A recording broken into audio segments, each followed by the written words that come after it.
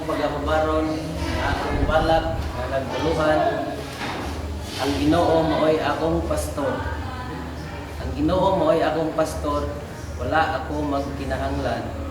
Iya akong gigiyahan sa lapyo nga sibsibanan sa baka. Iya akong gigiyahan sa kilid sa pahulayan, diin didto makita ang walay timig nga tubig.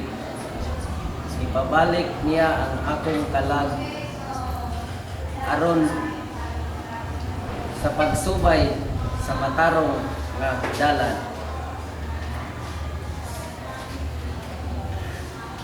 Aron sa pagtahod sa iyang ngalan ug mahimo pa akong subayon ang bakilid nga landong sa kamatayon. Wala ko'y gikahadlokang mga panulay tungod kay anaa ikaw kanako. Kinahanglan imong pangandaman ang pag-abot sa imong mga kaaway. Imong giduhigan ang akong ulo sa lana ang naggikan sa nag-awas nakong tibon.